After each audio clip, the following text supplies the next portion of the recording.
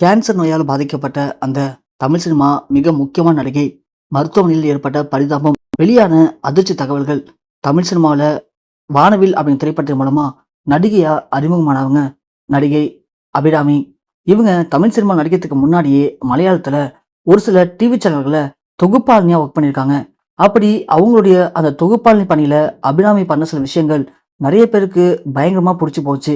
படத்துக்கு வரத்துக்கு முன்னாடியே தனக்கென ஒரு ரசிகர் பட்டாளத்தை உண்டு பண்ணியிருக்காங்க அபிராமி. அதன் பிறகு அவங்களுடைய அழகும் அவங்களுடைய நடிப்பு திறமையும் பார்த்தா அவங்களுக்கு படங்கள் நடிக்கிறதுக்கு வாய்ப்பு கொடுத்துருக்காங்க. அப்படி மலையாளத்தில் நடிச்ச ஒரு திரைப்படம் பயங்கர வெற்றி அடைஞ்சிருக்கு. அந்த நேரத்துல தான் வானவில் அப்படிங்கிற அர்ஜுன் திரைப்படத்துல நம்ம அபிராமி நடிக்க வச்சாங்க. அந்த படம் பயங்கர ஹிட் ஆனது. ஹிட் ஆனதுக்கு அப்புறம் அபிராமி தமிழ் சினிமாவுடைய ஒரு முக்கியமான நடிகையா மாறினாங்க. அதன் பிறகு சமுத்திரம், அப்புறம் கமலஹாசனோட நடித்த வெறுமாண்டி, இது அபிராமியோடைய பெயர் சொல்ற அளவுக்கு அபிராமிக்கு நல்ல ஒரு பேர் ஏற்படுத்தி கொடுத்துச்சு. இப்படி தமிழ் மலையாளம் ரெண்டுத்துலயும் படங்கள் ஹிட்டாக, ஹிந்திலையும் தெலுங்குலையும் கூட அவங்க ஒரு சில படங்கள் நடிச்சிருக்காங்க. அதுவும் வெற்றி அடைஞ்சிருக்கு. இப்படி வெற்றி ஹீரோயினா இருந்த அபிராமிக்கு இருந்த மிகப்பெரிய தலைவலி அப்படிங்கிறது, அபிராமி கொஞ்சம் உயரமானவங்க. நார்மலா ஹீரோயின் இருக்கிறத விட அபிராமி கொஞ்சம் உயரமா இருப்பாங்க. அதனாலேயே பல நடிகர்கள் அபிராமிய புறக்கணிச்சிருக்காங்க.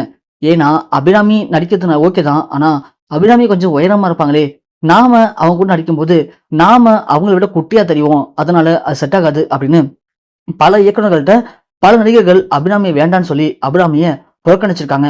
இதனால சினிமாவில் அப்பப்போ அபிராமிக்கு வாய்ப்புகள் கிடைக்கும், வாய்ப்புகள் கிடைக்காம போகும். ஆனா அபிராமி எதை பத்தியும் கவலைப்படாம தனக்கென ஒரு புது பாதையை அமைச்சுக்கிட்டாங்க அபிராமி. அபிராமி பொறுத்த வரைக்கும் சினிமா மட்டும் இல்லாம பல்வேறு ரியாலிட்டி ஷோக்களை முக்கியமான நடுவர்களா அபிராமி கலந்துகிட்டு இருக்காங்க. கலந்துகிட்டு அங்கேயும் தனது பணியை தொடர்ந்து ஆட்டிட்டு தான் இருக்காங்க. அது மட்டும் இல்லாமல் இப்போ அபிராமிக்கு வயது கிட்டத்தட்ட 52 ஆகுது. அதனால ஒரு சில முக்கியமான திரைப்படங்கள்ல மிக முக்கியமான கதாபாத்திரத்துல அபிராமி நடிச்சிட்டு இருக்காங்க. அப்படி அபிராமிக்கு இப்போ கேன்சர் நோய் இருக்கு அப்படின்னும், அதோட தாக்கத்தின் காரணமா அபிராமிக்கு உடல்நிலை சரியில்லாம போயிருக்கு அப்படின்னும், அதனால அவங்க இப்போ மருத்துவமனையில அனுமதிக்கப்பட்டிருக்க செய்தி தான் இணையத்தை வெளியாகி அனைவரையும் அதிர்ச்சி வச்சிருக்கு. அபிராமிக்கு கேன்சரா அப்படிங்கிற மாதிரி எல்லாருமே வேந்து போய் பாக்குறாங்க. காரணம் என்ன அப்படின்னா, அபிராமியும் தமிழ் சினிமாவில உள்ள வந்ததுக்கு பிறகு நிறைய ஒரு சில மோசமான விஷயங்களை பண்ணியிருக்காங்க. அதாவது ஒரு சினிமால நடிகையா நடிக்கணும் அப்படின்னா கண்டிப்பா அவங்களுக்கு அழகும் திறமையும் தேவை. திறமையை விட அழகு கண்டிப்பா தேவை. அதற்காக நிறைய நடிகைகள் நிறைய விதமான மேக்கப் காஸ்மெட்டிக் பொருட்களை வாங்கி யூஸ் பண்றாங்க. அது மாதிரி அபிராமி யூஸ் பண்ண ஒரு சில பொருட்கள் அவங்களுக்கு கேன்சர் நோயை உண்டு பண்ணியிருக்கு. இது அபிராமிக்கு ஆரம்பத்தில் தெரியல. அதன் பிறகுதான் அபிராமிக்கு கேன்சர் இருக்கிறது கண்டுபிடிக்கப்பட்டிருக்கு. கண்டுபிடிக்கப்பட்டு அந்த கேன்சர்ல இருந்து அபிராமி எப்படியா தன்னை காப்பாத்திக்கணும் அப்படின்னு பல ரூபாய் செலவு பண்ணியிருக்காங்க, பல கோடிகளும் செலவு பண்ணியிருக்காங்க. ஆனா அபிராமியால அதை சரி பண்ணவே முடியல. இந்த நிலைமையில அபிராமிக்கு குழந்தையும் பிறக்கல. அதனால அபிராமி தன்னுடைய நண்பரை தான் காதலிச்சு திரும்ப பண்ணிக்கிட்டாரு. அவங்களுக்கு குழந்தை இல்லாத காரணத்தினால ஒரு பெண் குழந்தையை தத்தெடுத்து வளர்க்கவும் ஆரம்பிச்சிருக்காங்க. அப்படி போயிட்டு இருந்த அபிராமியுடைய இந்த நேரத்துல திடீர்னு உடல்நலக் குறைவு காரணமா அபிராமி தன்னுடைய வீட்டிலேயே மயங்கி கீழே விழுந்திருக்காங்க.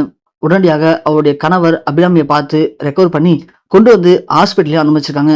செக் பண்ணி பார்க்கும்போது ஏற்கனவே அவங்களுக்கு கேன்சர் நோய் இருந்தாவும் அதை நீங்க சரியா முழுவதுமா சரி பண்ணாம விட்டுட்டீங்க.